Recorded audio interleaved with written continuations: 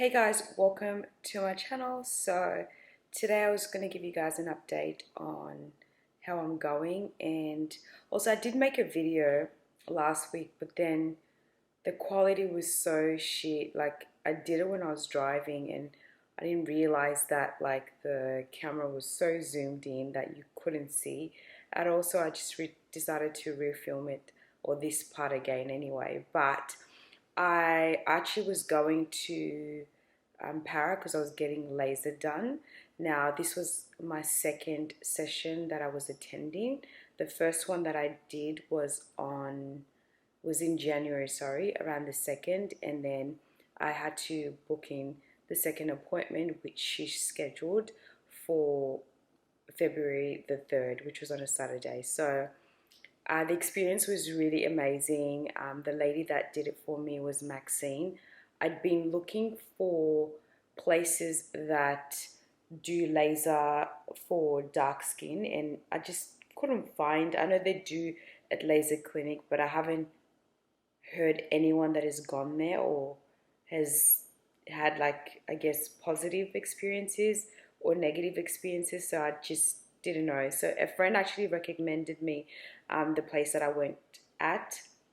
It's called YWAX. It's literally on level 2 in Parramatta Westfields, and it's like as you're walking out. So if you're familiar with Sydney or Parramatta or that area, like, you'll know where I'm talking. So I swear this thing is buzzing like around me. It's so annoying. But yeah, you would know where it is. But yeah, the experience was really great. Again, I noticed, like, because before you go in, actually, you're supposed to shave the area and not wax, not do anything. So they'll give you like literally like a list of things that you shouldn't do before you come, and then things that you should do, obviously, before your appointment. So I did that, and then when I went in, did the laser. So I did underarm and bikini, and I noticed, like, as the weeks were going, like, it wasn't growing as much. It was literally minimal.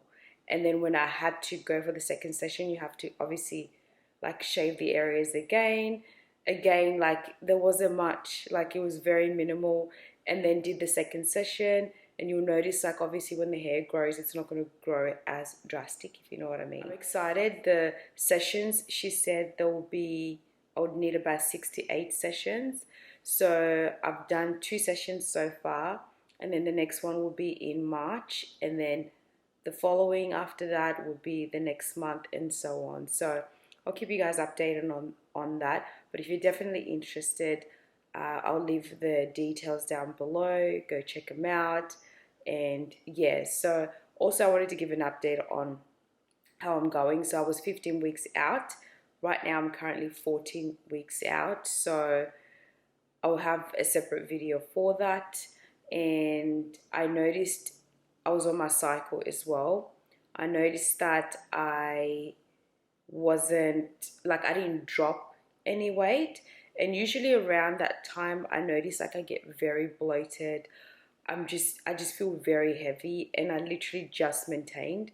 And I remember 2 days after, when I, checked my weight again, I was literally like 900 grams. I was like, what the fuck? And literally, like, yesterday, I did another check-in, and I was back to where I was. So I'm back to normal now. Today's Monday, so again, I'll have that in a separate video. But I've noticed, like, there's some days where I'm feeling very, very tired. Some days I'm actually pretty good. I've kind of pushed my food a little bit later on. So obviously when I have my workout, I'll go have my protein shake straight after I have my workout. And then I'll have, like, the little snack, and then I'll wait it out, and then have, like, my lunch maybe around 1, and then I'll wait again a couple of hours. So I try to have my last meal, I guess, about 6:37. Sometimes it doesn't go like that, but I try to have it a little bit earlier. That way, when I wind down, to get ready for bed and whatnot, like, I'm good, you know what I mean? So when I wake up, do my sessions, like, I'm still kind of like, I don't think about food like that. So far so good. We're tracking really well. Everything is going according to plan, so I'm super happy about that. I'm going to show you where I'm currently at.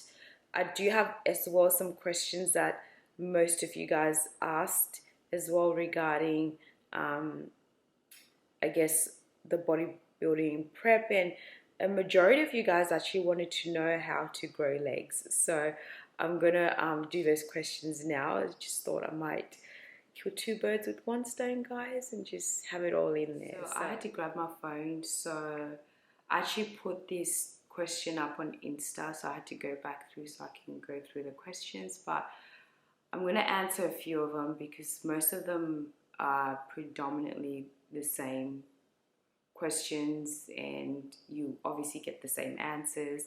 But the first question was, how do I grow my quads? So eating correctly and following a program that's obviously leg focused. So for instance, me, I do legs 3 times a week. And because I've changed my program, as I've mentioned before, this program I'll be on it for like 10 weeks if I'm not mistaken, 10 to 12 weeks. The previous one, if I remember correctly, I think I was on it for about 12 to 16 weeks. So, and because now it's a new program, your body has to get used to it. I remember last week I was in so much pain, but now I'm actually a lot better because now my body's starting to get used to it. So eating correctly, making sure you fuel up, and then making sure you are doing your leg days properly. So there's no point of doing, let's say you did three days of, I guess, your leg day workouts, and then next week you don't do anything, and then you decide you want to do it 2 weeks later. That's not gonna help you grow your quads. So you got to keep it consistent. So if you have a trainer, or if you're, I guess, you found a program online or you did it yourself, keep it consistent. And also you don't want to stay on the same weight. So the way I do it is, like, let's say today I'm doing hip thrusts and I started at 100 kilos. And then if I've completed that session where like it was easy for me to do, next week I'm not going to start on 100. I'm going to start on another weight, and then I keep going. That's how you grow. Like, you don't grow by staying on the same weight. You grow by increasing your weights, challenging yourself all the time. So yes, that's how I do it. Okay, so someone asked, please explain everything tanning for the comp. I'm getting myself ready for a fitness comp. So it depends with your federation. I mean, I've only done one federation, which is ICN, which stands for I Compete Natural. And the way I did it was, usually they'll, like, when it's getting closer to the comp, and depending on where you'd been looking, like I had friends obviously that had competed, so the company that I used was Skins, and they'll be like, hey, if you're competing, like, make sure you book in your tan and whatnot. So I booked it in. I had 2 coats on that day. Depending on your coach and depending on who's doing your tanning, some they'll get 3 coats, but I only needed 2, and it was like full body. And I said not to put on my face because obviously when I have makeup, I can always match it to the tan. I noticed like the first day, like it takes a while to settle in, because as the hours go by, the tan obviously ends up getting darker and darker. And then when they do the second coat, like everything just looks so like nice and even. It looks amazing, and you can actually see everything a lot more. Everything just looks so defined. And then even too, it's so crazy because like when you look at other competitors, and before I even got into like wanting to do a comp, like it's amazing like how it looks on other people, and then when you have it on, it's like, oh my god, it looks amazing. But yeah, it depends with your federation. For me, I just needed 2 coats, and usually like the company would be at the comp on the actual day, so you have an allocated time to come in so you can get your second coat. So sometimes you sweat and whatnot, so it's just a chance to cover up anything that has moved or anything like that.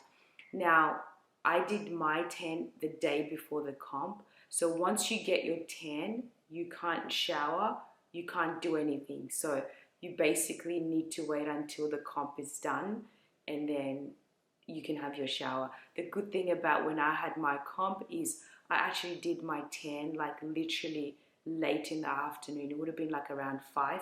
The comp was the next day, so I already had showered beforehand, went and got my tan, and during that time, it was around April, so summer had finished.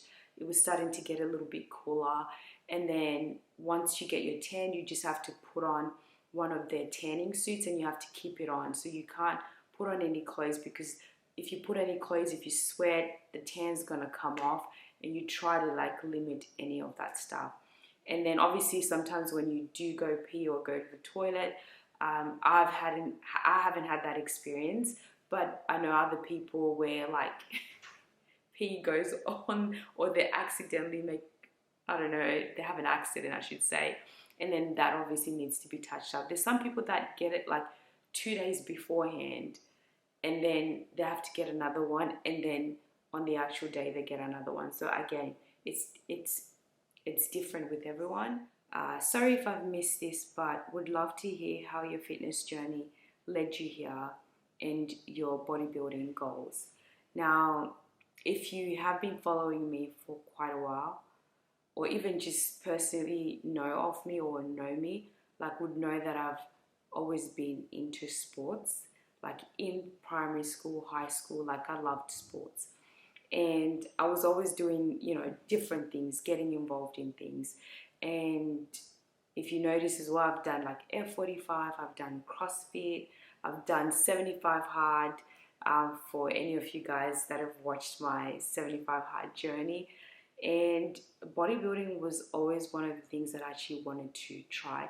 I'd never said it out loud to anyone, but it was one of those things, you just kind of keep to yourself and be like, I really want to do it. And I just remember one day I was like, you know what, fuck it, I'm going to do it. And then just literally started it, and I was like sourcing out like coaches, sourcing out like posing coaches as well, nutrition coaches. And when I come across, one particular coach, she was obviously like informative in terms of like, telling me like what it is like, what you can experience and so on. But just like when I started the prep with her, it wasn't a great experience for me. And because I had to leave her literally with like not long to go, and I joined Jack, I literally had about 13 weeks, and I had to drop literally, like I remember after I was done, I think I dropped about 16 kilos, and it was just cardios every day, non-stop. Like there was not a day that I missed a cardio session. I made sure that I completed it. Obviously, like when it came to comp day, I wasn't well conditioned enough, but for the short amount of time that I had, I was happy because I was able to achieve something in such a short amount of time, and I was able to obviously get on stage and compete. So, and obviously you learn through those experiences. Now that I've actually gone through the proper process, where I went through the bulk phase and then now I'm going through the cutting phase, it's not as strenuous as what it was the first time. So yeah, like it was just one of those things I've always wanted to do, and I can finally say, I'm doing it. And then once I'm done and I've achieved what I want to achieve, I'll just move on to other things. Who knows? I might want to even compete again. I don't know. But yeah, it was just one of those things I just wanted to tick off my bucket list. So yeah. Question: how did you get into fitness? You look amazing. Thank you. And what's your everyday diet like? So again, I've answered in the previous question in terms of how did I get into fitness. And then my diet. So my food is structured. So I always said to my coach, I'm very simple when it comes to food, but I just don't want to spend too much time in the kitchen. So I said, do a plan where I pretty much eat the same things every day. If I get bored of something, then I will tell him to change it. So for instance, like, now on my current plan, I have sweet potatoes with potatoes and, you know, like mince, lean mince. And sometimes I'll make it in patties, or sometimes I'll just cook it like as normal mince and I'll have it with that.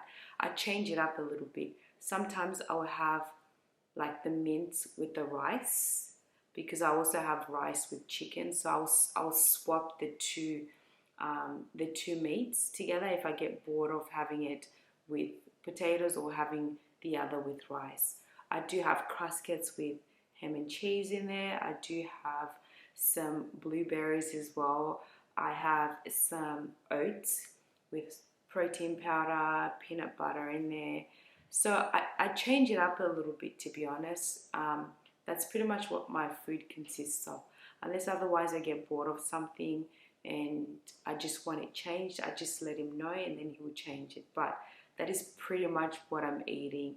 If you watch my previous video that I put up, I kind of put a sample of the plan or my foods that I was eating at that time, and I did say obviously like it has changed, not drastically, it's just little things that have changed. So nothing has been altered, like the plan is still the same up until it changes, then again, like I'll let you guys know. So yeah, that's pretty much it. Okay, the next question is, how did you, oh no, I've already answered that. What was one part of your fitness regime do you think has made the biggest impact? Food prepping, guys. That has changed my whole like part of like everything that I do. I find that when I'm prepped, when the food is done, like everything else just goes according to plan. Like when the food is not done and then I've got 2 million things that are going on, and then at the back of my mind I know I haven't prepped, like it's just one of those things that where I just go downfall.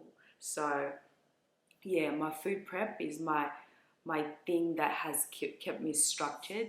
I love following your amazing journey. Please could you share the brand of your walking pad?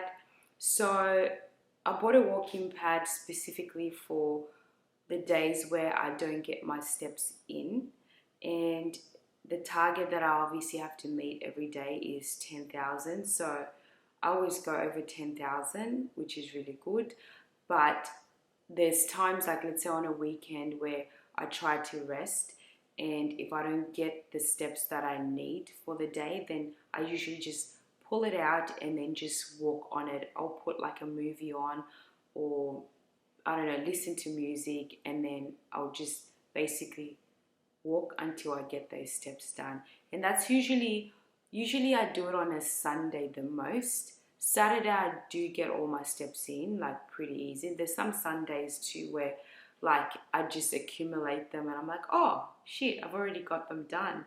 But there's some Sundays where, let's say if I had a sleep in and I'm just feeling a little bit tired and I just can't be bothered, I'll usually just pull it out and just walk on it and put a movie on. And usually before the movie finishes, like I would have already hit my steps.